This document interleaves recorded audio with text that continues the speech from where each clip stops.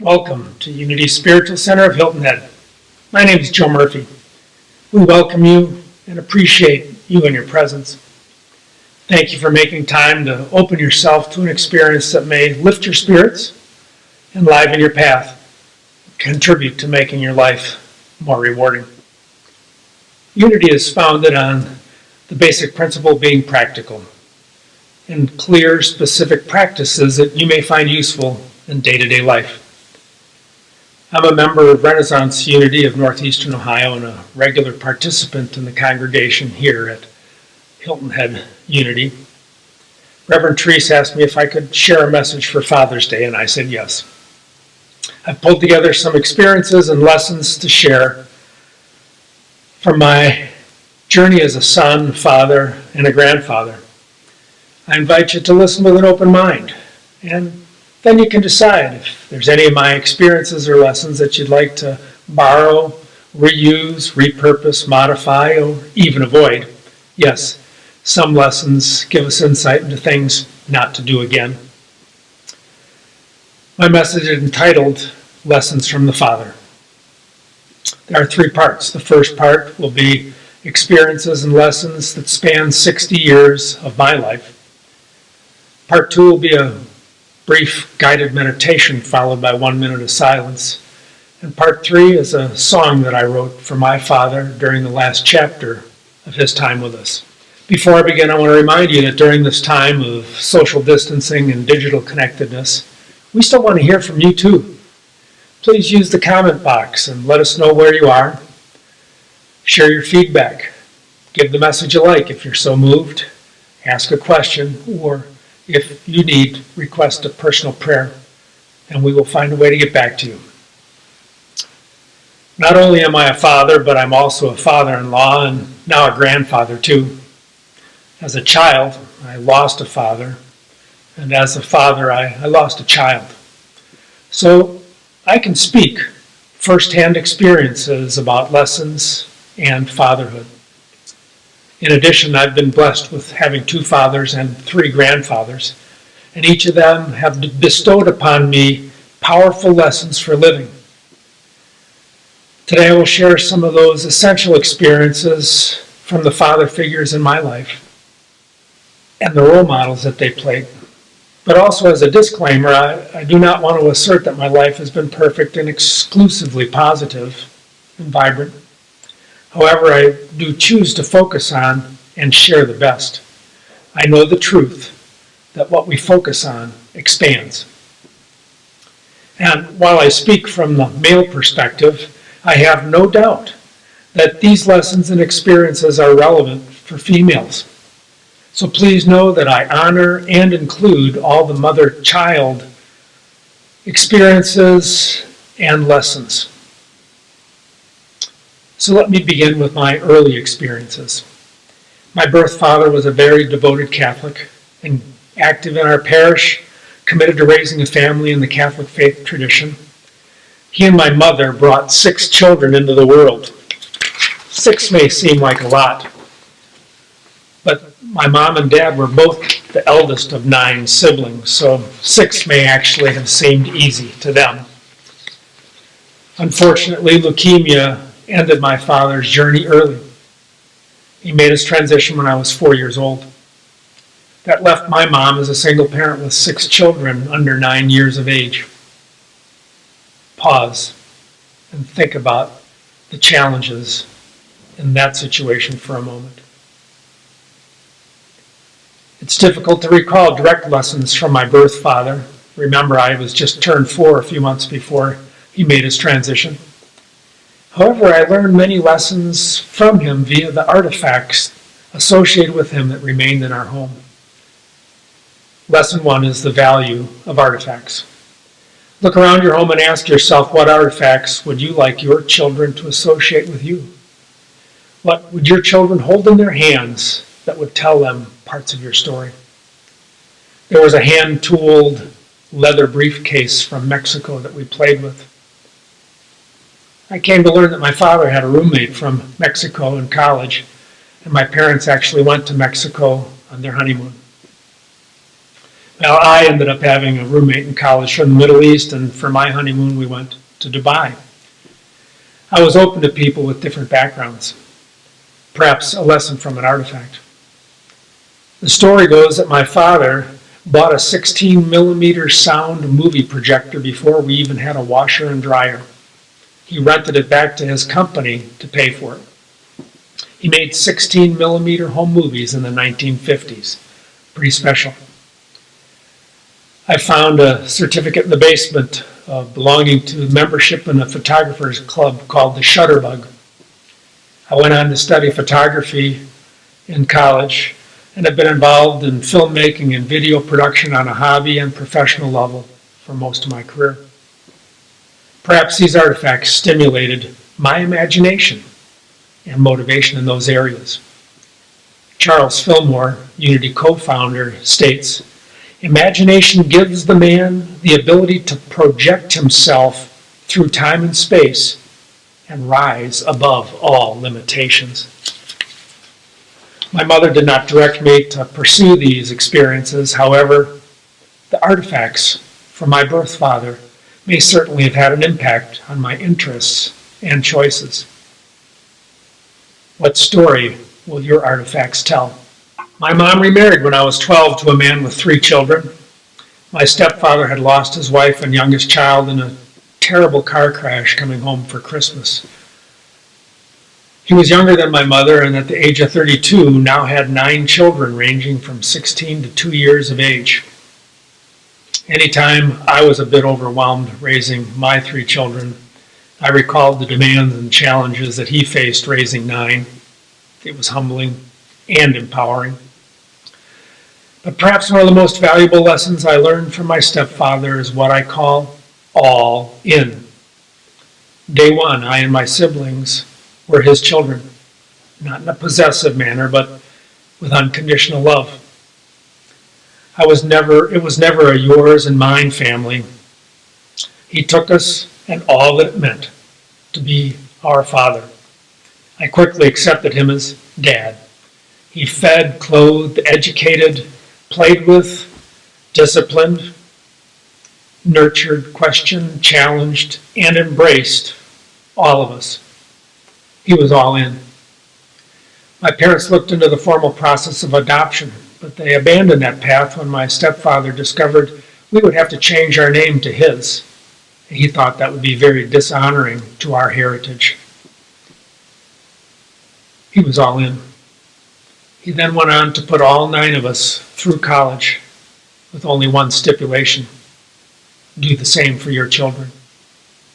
Well, I indeed went on to get married and was blessed with children. First a son, Patrick, then a daughter, Ellen. 4 years later, we had twin girls born prematurely at 26 weeks. Colleen lived 2 short days in the neonatal intensive care unit. Her twin, Megan, spent 3 months in the NICU and then another month in a step-down unit before finally coming home.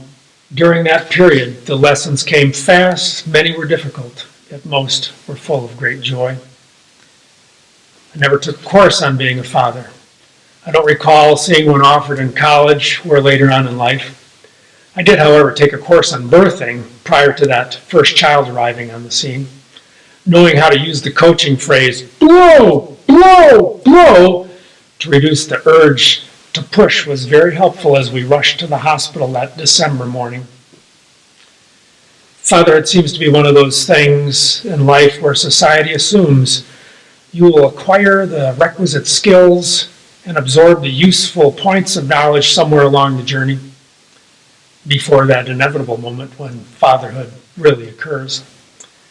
It seems we reflect on the positive and negative aspects of our own father and our other role models and then experiment with our own approach. Joseph Campbell, the spiritual anthropologist, author, and longtime professor at Sarah Lawrence College, provided me with a fatherhood lesson while my children were still quite young.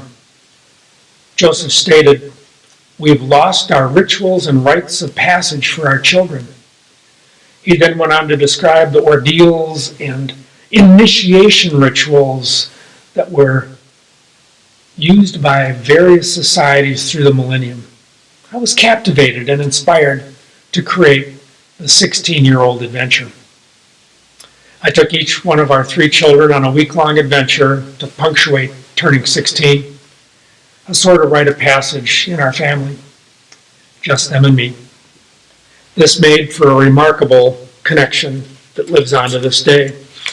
Some highlights include the awe of watching our son follow a deer at about 50 paces for over an hour through the snow-covered woods on the Porcupine Mountains on the shores of Lake Superior.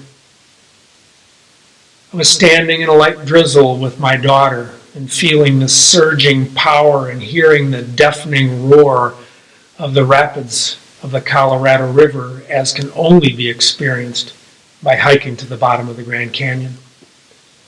And I behold with my daughter the penetrating sense of spiritual history standing in a 12th century cathedral in London. The ritual and rite of passage with these 16-year-old adventurers were a shared journey of discovery of each other, of ourselves, and some of the wonders of the world. What rite of passage can you add to your family experiences?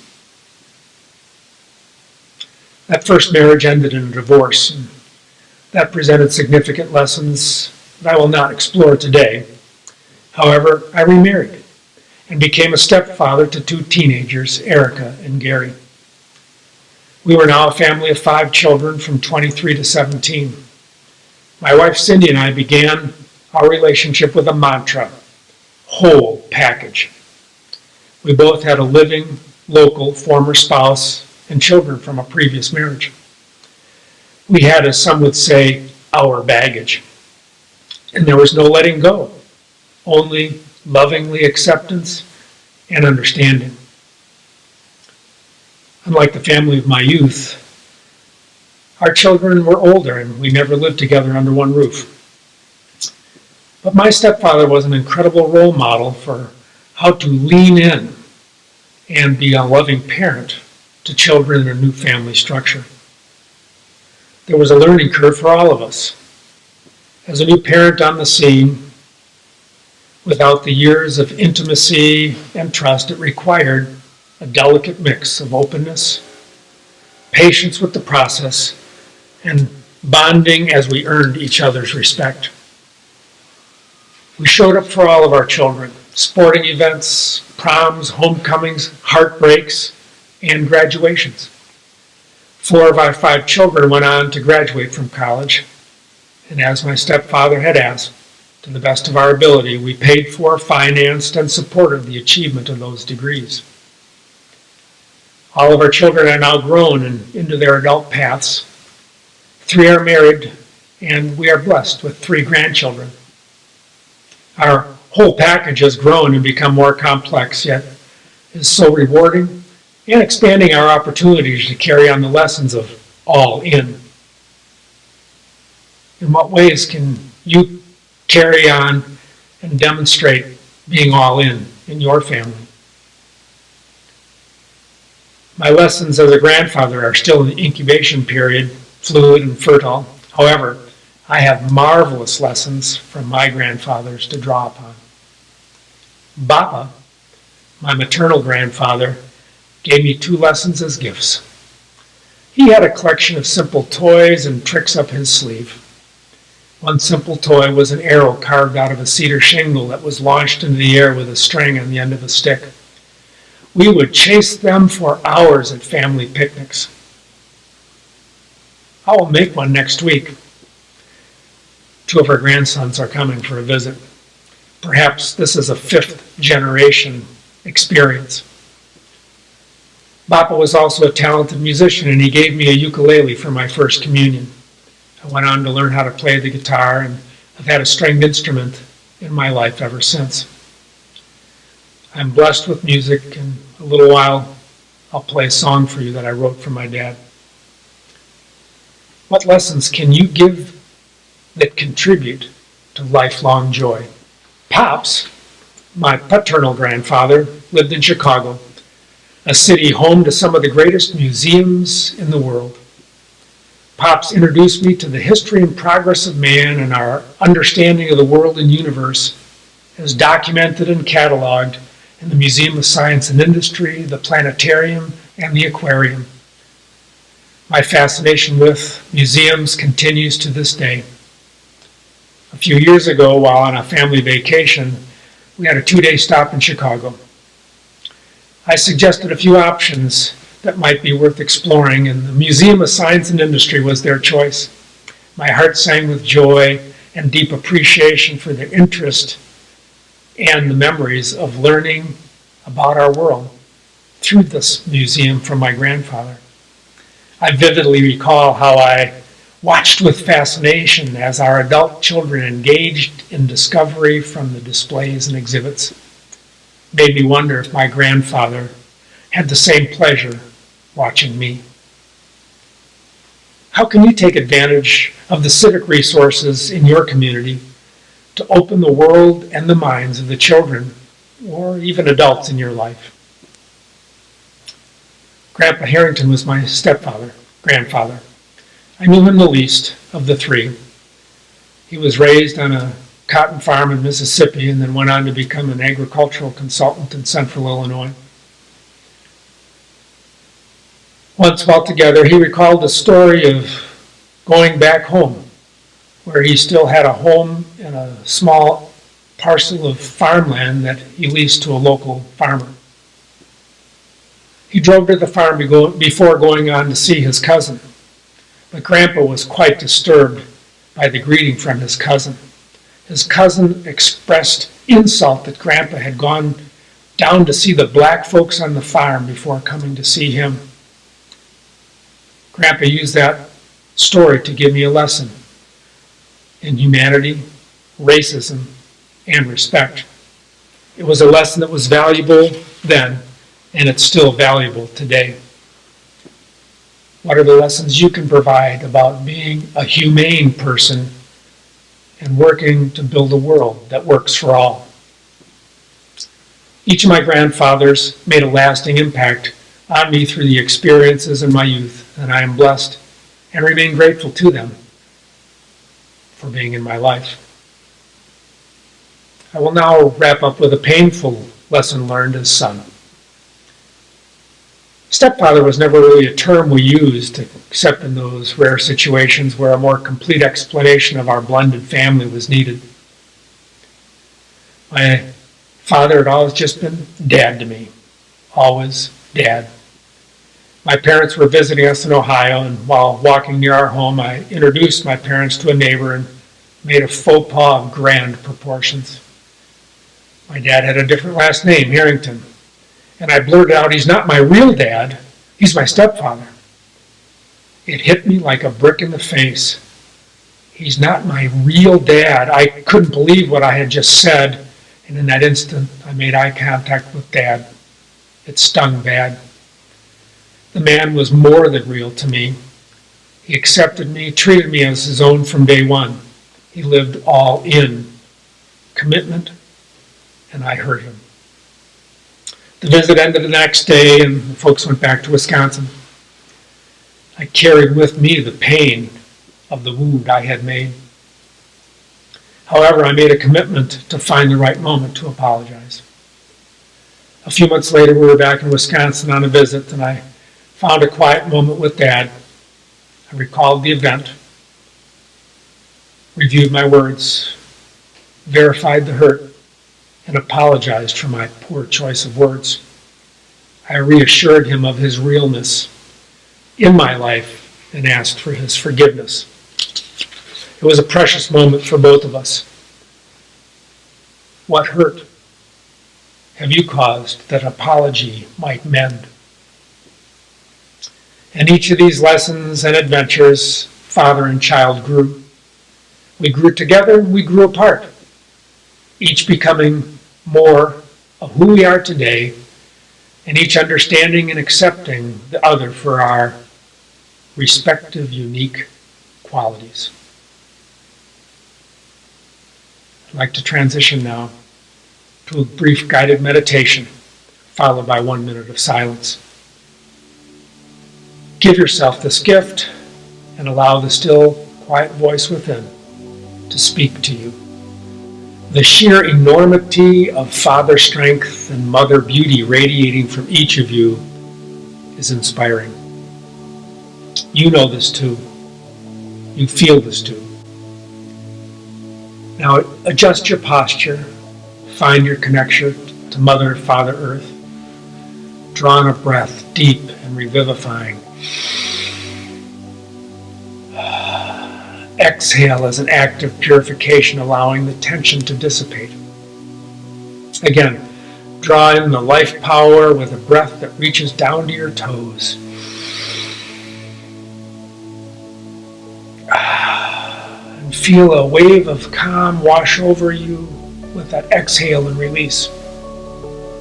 Close your eyes as you are comfortable and be at peace. Everything we experience begins as thought. Your thoughts become actions. Your actions become your daily life. Hold on to the positive, love-filled Father energy of this day. Everything you think matters.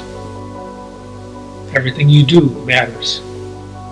Your life path is as the ripples of a stone cast upon a still pond, each action sending new energy waves into the pool of life. Recall and hold close a time when your actions spoke your truth. Beyond doubt, you co-created ripples of love or abundance, compassion, hope, or forgiveness. You stood for and were a role model for a truth that lifts humanity, one ripple of positive intention at a time. Savor that as a manifest example of the power within you. Savor that as evidence of your innate ability to make a meaningful, positive difference in your life and the lives of others. While holding that evidence, declare your intention to continue to exercise the power within. Be the change you want to see in the world. Be your truth. Live your truth. And now, the silence.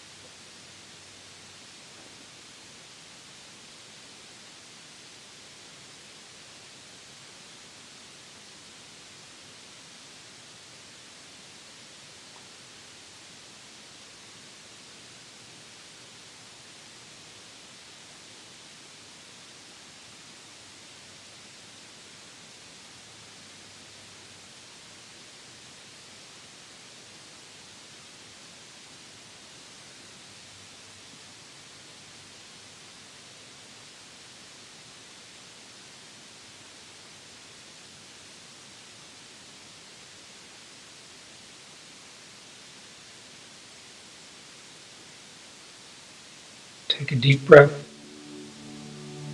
Wiggle your fingers and your toes. Open your eyes. And come back.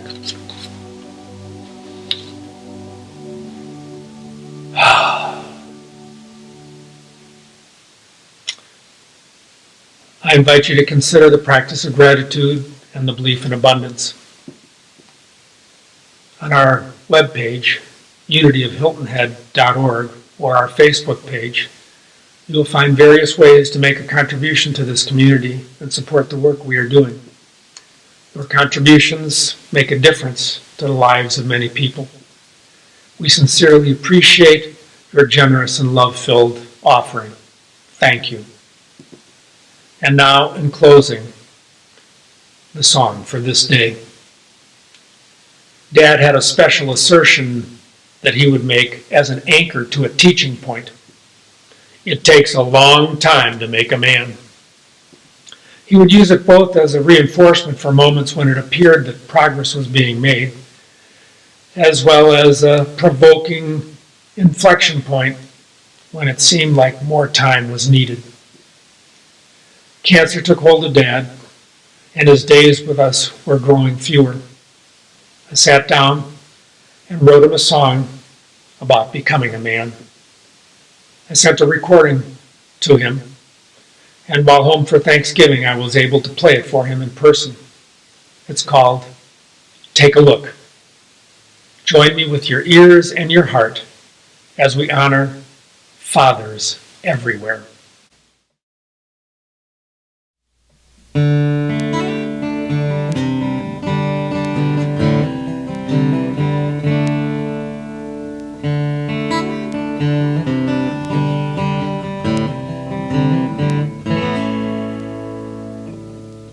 Oh, Father, take a look at me now. I've grown up much like you. Oh, Father, take a look at me now. Are you glad with what you grew? Well, I've watched you at the table, in the basement and the yard. The lessons that you gave me have carried me this far.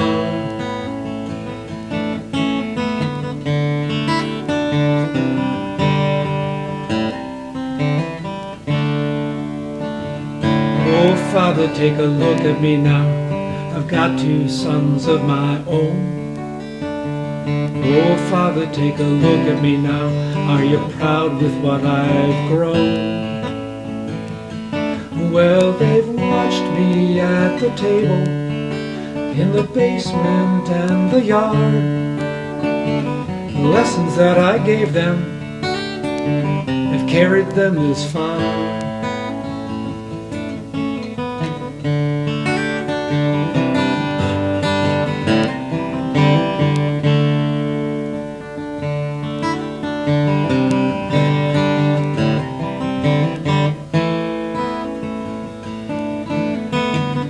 Oh, Father, take a look at me now.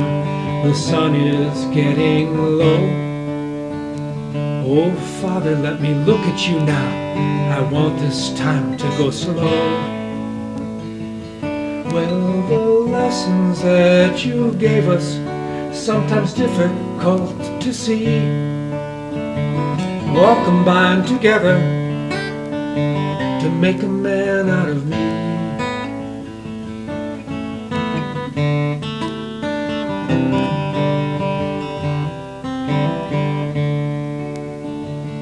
Oh, Father, take a look at me now. From you I've learned how to give.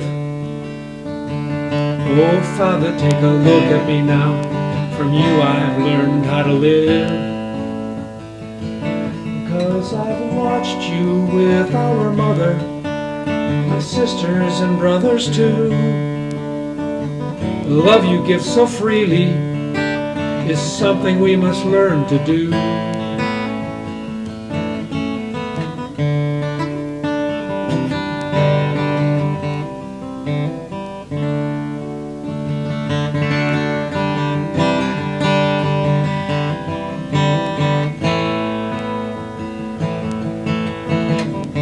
Oh, Father, take a look at me now. My love for you is so strong. Oh, Father, let me look at you now.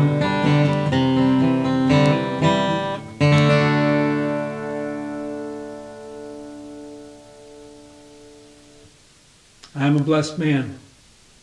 I'm a loved man. I am a father. Thank you for being with us today. Happy Father's Day.